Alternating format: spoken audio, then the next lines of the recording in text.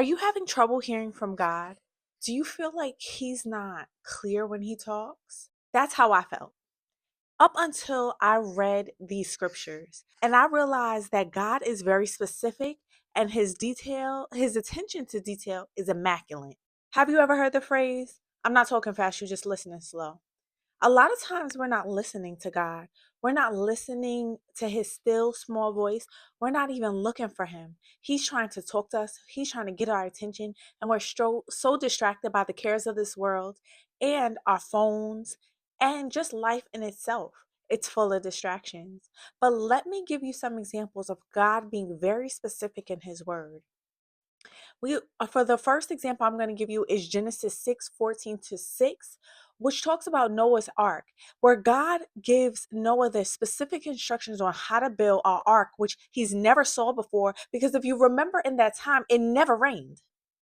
So he told him to take three specific woods. He gave him exact dimensions, the interior and exterior ceiling. He even was specific about the window placements. Number two, Mount Sinai.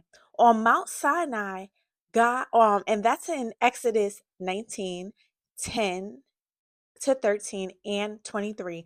God is specifically telling his people, like, you are my chosen people. I have a promise for you. I am glad to be your God. All you have to do is obey me and keep my covenant. And they said, yes, I'll do it. He gave Moses specific instructions to the children of Israel. He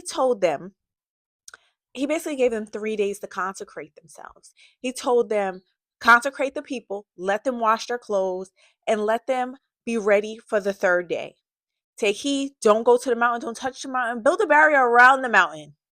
That's how specific he was. Number three, the Ark of the Covenant. He gave specific instructions and details to this project. He gave the exact wood, exact measurements, the material, pure gold overlaying inside and out, the rings and the poles, the cherubim, and how they should look. He was describing his dwelling place.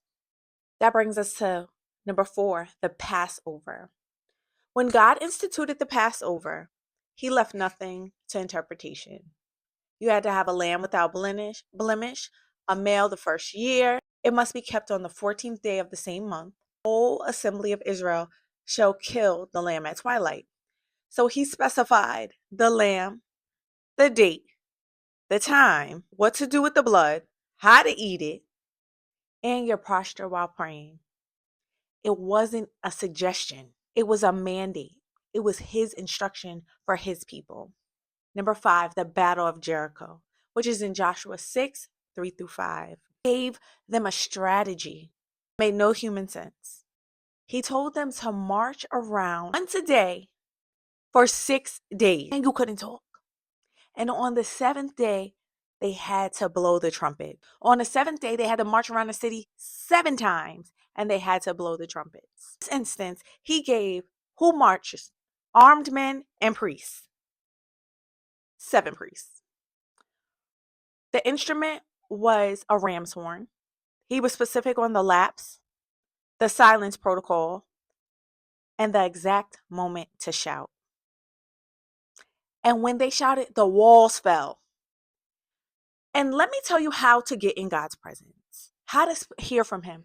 We must cut off all distractions, not your phone, not your kids, not your husband, all distractions. Enjoyed this teaching. Tell me what you enjoyed the most and share this with a friend. Talk to you soon.